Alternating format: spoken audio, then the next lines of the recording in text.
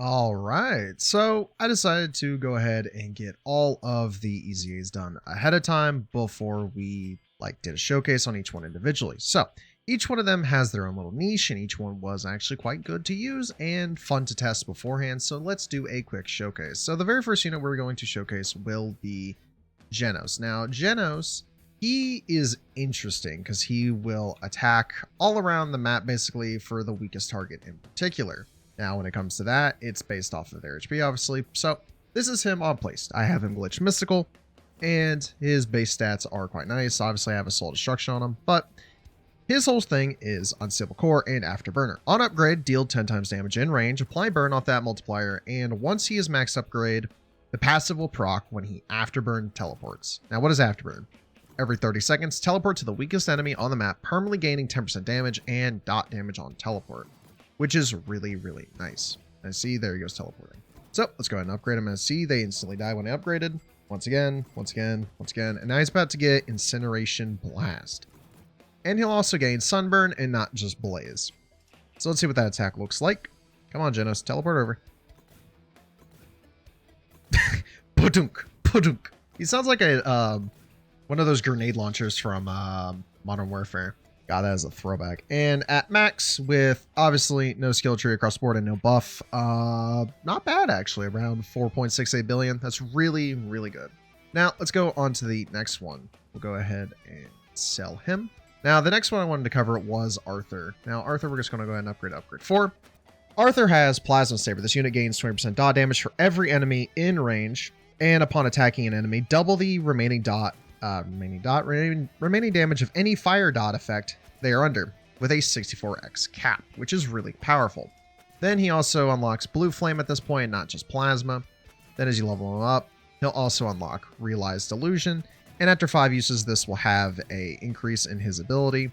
But as you see, his attack did not change. 1.49 billion damage is not bad, but we need to obviously have Realized Illusion, activate 5 times. So while we let him do his thing, we're going to go ahead and set him to have none of his attack effects visible. Next, we're going to cover Diavolo. Diavolo is easily one of the more broken units we got. So on placement, he's about 5.25, give or take a little less with Soul of Intimidation. And let's read what he has. We'll cover his active after. He has Epitaph. This unit is immune to stuns. If it is in underboss form, they have a decrease in their SP by 40% for 3 attacks when stunned, which is unstackable. Guarantees all units to crit for the next 10 seconds with a 15-second cooldown. And if he is in boss form, when stunned, deal 1000% damage in full AoE and apply Mutilate, which is still a really good bleed dot. You see there. And the strongest enemy in range is stunned for 20 seconds, 30-second cooldown, and takes 5% max HP damage at a trillion cap. Time skip. Every 45 seconds, instantly detonate all damaging dots. If underboss form, you'll gain Dismantled and Hemorrhage for 135 seconds and apply Accelerate in range every second for 45 seconds. If in boss form, dots detonated by this passive deal 8 times damage and instantly execute any enemy under 10% HP in range, including bosses. If under boss, every 5 attacks, trigger Epitaph and gain Crippled. If attacking an enemy with bleed, immediately detonate and reapply bleed. Enemies with bleed in range are stunned for 5 seconds every 30 seconds. So let's see his attack. So it seems to be his slam, and there is no variation between the two swaps. Now let's go ahead and upgrade him to time skipping slaughter. Oh, it's just his rapid punching he did during the show, which isn't that bad to be honest. And there's also no sound to this. I do have attack effects on him. Why there's no sound? But finally, his most broken ability, and I think is even more broken than Gremmy, is his time is erased. But we'll cover that after I read King's Court. Upon activation, swap between boss and underboss mode. Activates Epitaph for the mode you switch into, not the one you switch from. In boss mode, you'll gain 350% damage, but you'll also gain 50% SPA. But in underboss mode, you will gain 100% damage, but lose 30% SPA, which is good, meaning you'll be at a 1 second SPA, usually. Now, what does time is erased from the world do? You'll deal 1 trillion times the swap count from King's Court damage in range, uncapped. Walk back all enemies for forward 20 seconds along the path. If an enemy is skipped into base, that enemy will kill the base, reduce all ability cooldowns by 75%, and abilities with infinite cooldowns are instead set to 300 seconds. That's why I think it's really broken. Anything with a 9999999 second cooldown can now be set to just 300, meaning you get to reapply it almost immediately. This thing is still not done, so it'll be back to when it's fixed. I still think that's really crazy and really, really strong. And as you see, his damage is still scaling. Just in time too. After 5 uses, gets Realized Illusion World Splitter. Upon activation, you'll gain plus 50% damage for the next attack. Permanently set this unit's status effect duration to 15 seconds, and as you see, as you keep using it, it does continue to stack up, so you can get him for a really strong hit, which is really, really good. Now, on to the next unit, or Unohana. Unohana is an interesting unit, as you can tell by the red splot on the floor. She's also a ground-only unit. So, Unohana has a good amount of passives, but we can read through hers quickly. Pool of Blood. Summon a Pool of Blood matching this unit's final upgrade range, and on crit, you'll apply Rupture and Blood Soaked. What is Blood Soaked? Blood Soaked increases the damage for Hemorrhage, Poison, and Rupture by 25%, 50%, 75%, then 100%, as these will stack up as she crits.